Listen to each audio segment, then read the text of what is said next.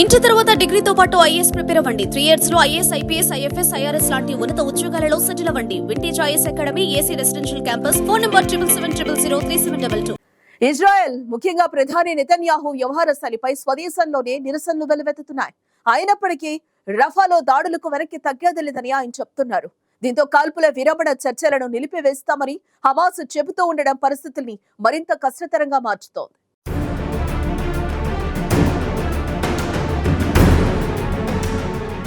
October 7 Hamas దాడి నుండి మిగిలిన బందీలను విడుదల చేయాలనే ఒత్తిడిలో ఉన్న ఇజ్రాయెల్ ప్రధాని నెతన్యాహు వారం ప్రారంభంలో కైరోలో కాల్పుల విరమణ చర్చలకు ప్రతినిధి బృందాన్ని పంపడం ద్వారా యుఎస్ అధ్యక్షుడు జో బైడెన్ అభ్యర్థనకు కట్టుబడి ఉన్నారని చెప్పారు.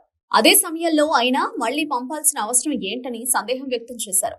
అంతేగాక టెల్-అవీవ్ లో వేలాది మంది నిరసనలు వ్యక్తం చేయడంతో ముందస్తు ఎన్నికల పిలుపులను ఇజ్రాయెల్ ప్రధాని నెతన్యాహు తోసిపుచ్చారు.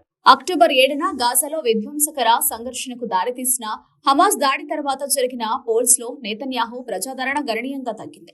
2023లో చాలా వరకు ప్రభుత్వ వ్యతిరేక నిరసనలు ప్రబలంగా ఉన్నప్పటికీ అవి యుద్ధ సమయంలో తగ్గాయి. అయితే 2026 వరకు తదుపరి స్కెడ్యూల్ ఎన్నికలు లేనప్పటికీ కొత్త ఎన్నికలను డిమాండ్ చేస్తూ ప్రదర్శనకారులు టెల్-అవీవ్ వీధుల్లోకి తిరిగి వచ్చారు. స్థానిక మీడియా ప్రకారం గత సంవత్సరాల సామూహిక నిరసనల కంటే జనం చాలా తక్కువగా ఉన్నారని తెలుస్తోంది. మరోవైపు యుఎన్ వరల్డ్ ఫుడ్ ప్రోగ్రాం గాజాలో కరువు వైపుకు చేరుకుంటున్నారని హెచ్చరించింది.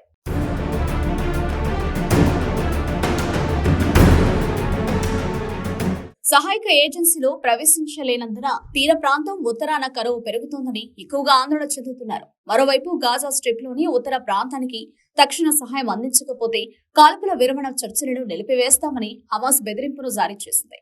గాజాలో ఇజ్రాయెల్ హమాస్ మధ్య 4 నెలలుగా కొనసాగుతున్న ఘర్షణలో శత్రుత్వానికి ముగింపు పలికేందుకు ఈ వారం ఈజిప్టులోని కైరోలో చర్చలు కొనసాగుతున్నాయి. అక్టోబర్ 7 దాడి తర్వాత హమాస్ ను కూల్చివేసే ప్రచారంలో భాగంగా ఇజ్రాయెల్ గాజాలోని దక్షిణ నగరమైన రఫాలోకి ప్రవేశించడానికి సిద్ధమవుతున్నప్పుడు ఈ చర్చల ఫలితం అనిశ్చితంగా ఉంది. కీలక అంతర్జాతీయ మిత్ర దేశాల నుండి రఫాలోకి ప్రవేశించడానికి వ్యతిరేకంగా పిలుపునిచ్చినప్పటికీ ఇజ్రాయెల్ వెనుకంజ వేయడం లేదు. 1.4 మిలియన్ల మంది స్థానభ్రంశం చెందిన గాజాలో అక్కడ ఆశ్రయం పొందుతున్నారు. ఉత్తర గాజాలోకి సహాయం అందించే వరకు చర్చలను నిలిపివేయాలని ఉద్యమం భావిస్తోందని పాలస్తీనా తీవ్రవాద గ్రూపు పేర్కొంది.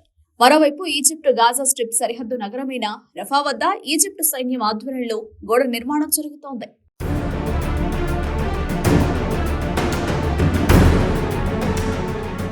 భూతల దాడులను రఫాలో విస్తరించాలని ఇజ్రాయెల్ లక్ష్యంగా పెట్టుకున్న క్రమంలో తాజా పరిణామానికి ప్రాధాన్యత ఏర్పడింది. గోడ నిర్మాణం గురించి న్యూయార్క్ టైమ్స్ నివేదించింది. ఉపగ్రహ చిత్రాలు, వీడియోల ఆధారంగా నిర్మాణ పనులు జరుగుతున్నట్లు పేర్కొంది. ఈజిప్టు రఫా మధ్య బఫర్ జోన్ లో గోడ కడుతున్నట్లు చిత్రాలు, వీడియోలు ఉన్నట్లు వెల్లడించింది. దక్షిణంలో రఫా సరిహద్దు క్రాసింగ్ వద్ద బుల్డోజర్లతో పని జరుగుతున్నట్లు పేర్కొంది. ఈ నెల 5 నుంచి నిర్మాణ పనులు మొదలయ్యాయని తెలిపింది. 1.93 చదరపు మైళ్లలో 16 అడుగుల ఎత్తైన కాంక్రీటు గోడ నిర్మిస్తున్నట్లు వార్తా సంస్థ పేర్కొంది. గాజా స్ట్రిప్ నుంచి ఈజిప్టులోనికి చొరబాట్లు నివారించేందుకు ఈ నిర్మాణం జరుగుతున్నట్లు అనుమానాలు ఉండగా ఈజిప్టు ప్రభుత్వం స్పందించలేదు. రఫా పట్టణంపై దాడులకు ఇజ్రాయెల్ దళాలు సన్నాహాలు చేస్తుండటంతో ఈజిప్టు అప్రమత్తమైంది. గోడ నిర్మాణం గురించి బహిరంగంగా ప్రకటించిన ఈజిప్ట్ పాలస్తీనియన్ను బలవంతంగా తమ భూభాగంలోకి నెట్టొద్దని ఇజ్రాయెల్ను కోరింది. హమాస్ ఉగ్రవాదులు అక్టోబర్ 7న ఇజ్రాయెల్లో దాడులు చేయడంతో ఇరు వర్గాల మధ్య యుద్ధం కొనసాగుతున్న సంగతి తెలిసిందే.